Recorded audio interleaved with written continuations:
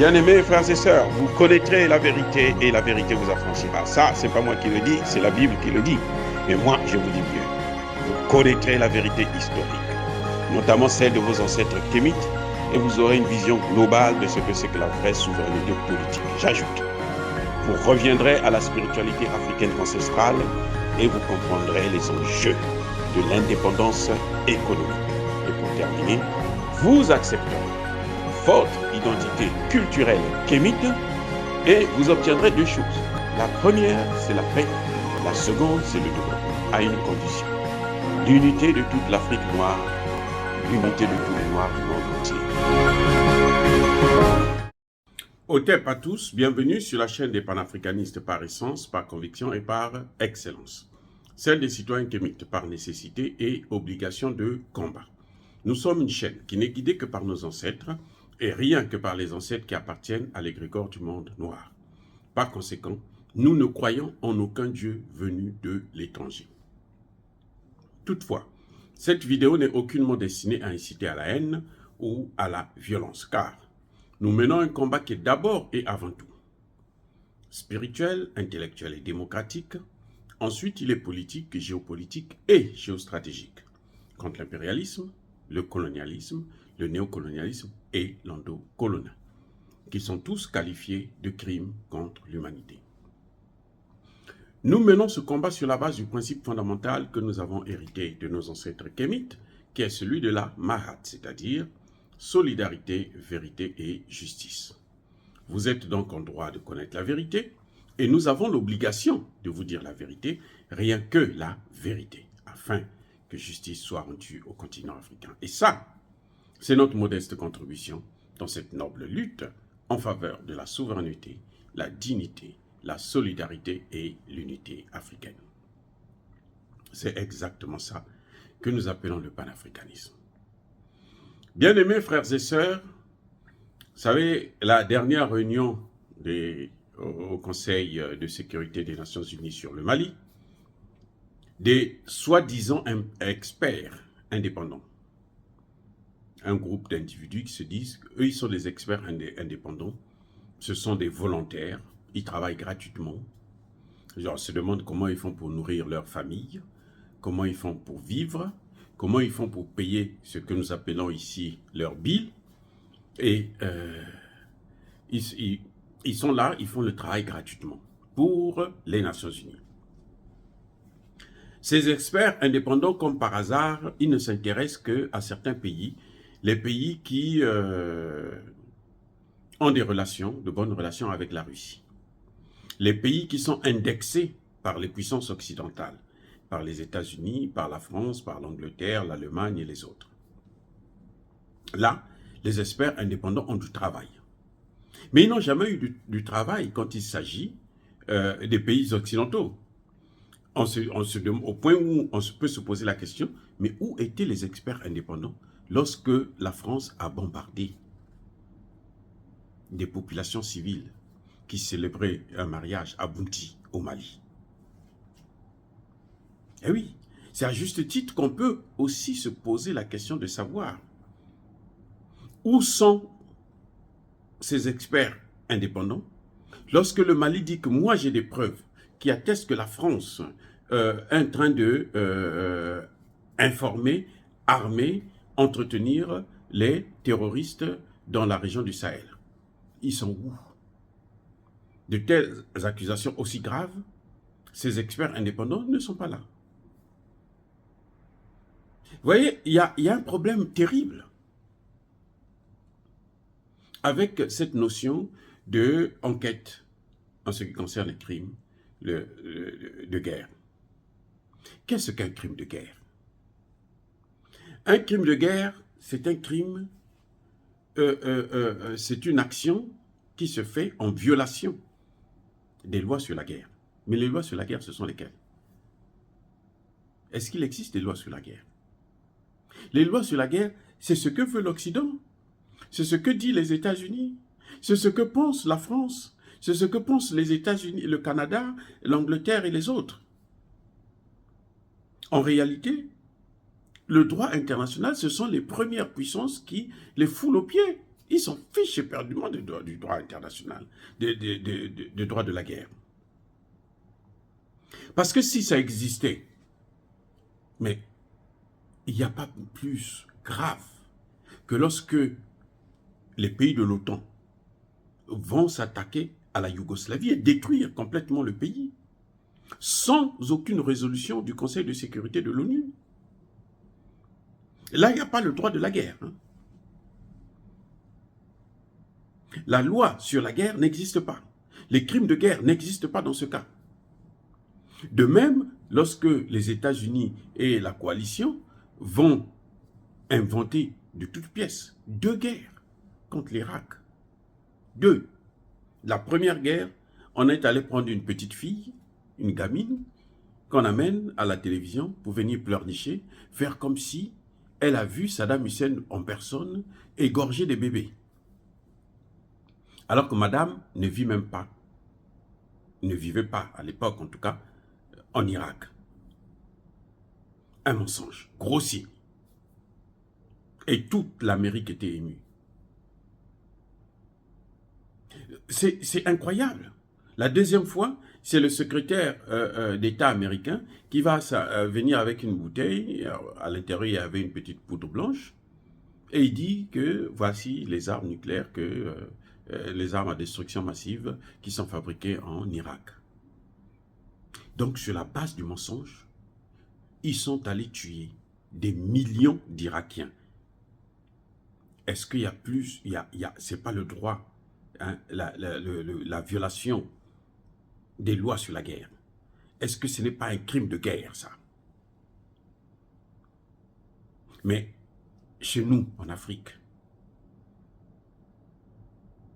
lorsque les chefs d'État africains se réunissent, disent à Barack Obama et à Nicolas Sarkozy, ne faites pas ça, ne détruisez pas la Libye, ne déstabilisez pas la Libye, ne tuez pas Kadhafi. Parce que si vous le faites, vous allez déstabiliser toute la région du Sahel et même le golfe de Guinée. On s'en fout de la décision des chefs d'État africains. L'OTAN est allé bombarder, détruire complètement. Plus de 250 000 morts. Ils avaient promis la démocratie, jusqu'à aujourd'hui, il n'y a pas de démocratie. Ce n'est pas un crime de guerre, ça? Lorsque les États-Unis, la France, décident de déloger Gbagbo, le président Gbagbo, du pouvoir, en tuant au passage tous ceux qui étaient autour de la présidence, autour de l'hôtel Ivoire, ce n'est pas un crime de guerre? Depuis quand les crimes de guerre, c'est seulement dans des pays qui sont en lutte contre le terrorisme? Lorsque les terroristes étaient en train de tuer, il n'y avait pas de crime de guerre. Il n'y avait pas d'enquête.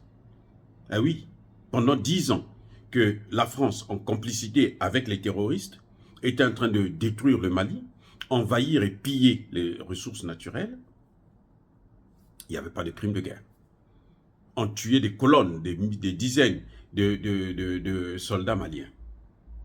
Là, il n'y avait pas de crime de guerre.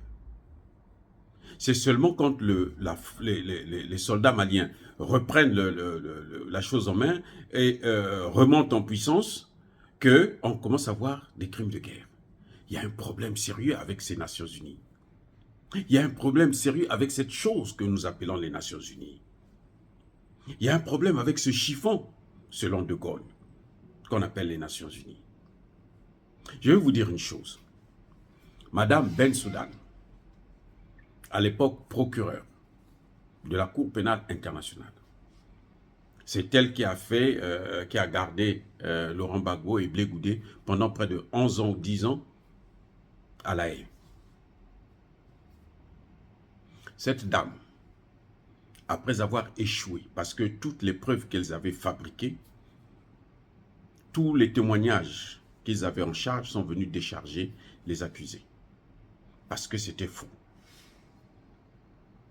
Cette dame, un jour, va dire, va manifester l'intention, je dis bien l'intention, d'enquêter sur les crimes de guerre en Irak. Vous savez quelle était la réponse immédiate des États-Unis? Elle avait été interdite de séjour aux États-Unis, alors qu'elle avait à l'époque un enfant qui vivait ici aux États-Unis, qui devait probablement être américain. On dit, madame, vous ne mettez plus pied ici. Voilà comment cette affaire s'est terminée. Et c'est ce que je conseille au gouvernement malien, au gouvernement burkinabé, parce que on parle aussi du Burkina Faso maintenant dans cette affaire. C'est ce que je leur conseille. Si ces gens-là, les Nations Unies vous les envoient, pour rentrer chez vous, il faudrait qu'ils aient un visa. Ah oui? Et quand on demande un visa, on doit dire ce qu'on vient faire. Interdiction de visa. Interdiction d'entrée chez nous. Interdiction d'entrée au Mali. Interdiction d'entrée au Burkina Faso. Interdiction d'entrée au Centrafrique. Comme ça, on va voir. Ils n'ont qu'à faire. Ils ont des satellites, non? Ils n'ont qu'à faire mener l'enquête avec des satellites. Je vous ai déjà informé que ces enquêteurs-là ont certaines informations que nous n'avons pas. Parce que ces enquêteurs-là, ce sont eux-mêmes. Ce sont leurs complices qui commettent des exactions. Il est désormais prouvé. D'ailleurs, au Mali, on a vu des faux dozos qui venaient pour attaquer des populations et tout. Comme ça, on va créer une situation interethnique. Ils viennent, ils massacrent des gens. Hein. Ce n'est pas des jeux. Hein. Ils les tuent complètement. Et puis on dit non, mais ce sont des ethnies qui se battent. Il y a une guerre civile. Pourquoi Luc Halal a été chassé du Burkina? Parce que lui, il avait dit que ce n'était pas des terroristes, c'était une guerre civile. Donc aujourd'hui, il est prouvé que les Français qui arment les terroristes leur donnent les tenues militaires, soit maliennes ou burkinabées, et puis ils vont opérer dans le pays comme si c'était des soldats maliens ou des soldats burkinabés. Et eux, les enquêteurs, là, ils ont ce dossier. Ils savent de quoi il s'agit. Donc, quand ils vont venir faire quoi? Ils vont dire, voici les photos. On voit des hommes en tenue, mais au fond, ce n'est pas des Maliens. Ils ne vont pas aller vers, par exemple, essayer de, comment on appelle ça en termes militaires, la recherche des éléments plus approfondis, techniques. Faire, par exemple, la balistique. Non, ils ne vont pas aller là-bas. Parce que s'ils ont fait ça, on va découvrir que non, ce n'est pas des armes maliennes, ce sont des armes françaises. Par exemple, ou des armes américaines. Puisque ce sont eux qui les arment. Donc, je crois que la solution est toute trouvée. Elle est très simple. Il suffit de ne pas les accepter. Et j'espère, j'ai confiance en tout cas pour le Mali. Le Burkina Faso, je n'en sais rien. J'ai peut-être un peu peur pour Centrafrique. Mais le Mali, là, je ne pense pas que le Mali va les laisser venir faire leur cinéma comme ils ont l'habitude de le faire. Dire cela, c'est inciter à la haine ou à la violence. Non.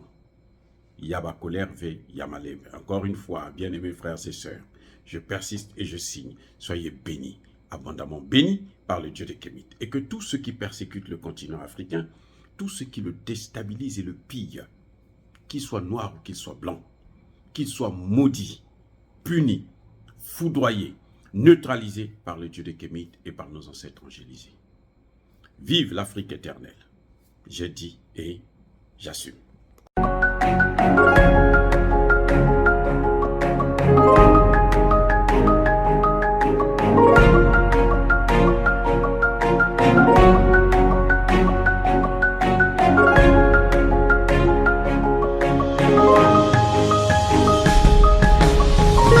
Eux, ils marchent par la foi et non par la vue. Mais moi, je vous conseille vivement de marcher par la connaissance scientifique et historique, notamment celle de nos ancêtres kémites, par les 5 sens et par l'intelligence. À vous, à Pierre.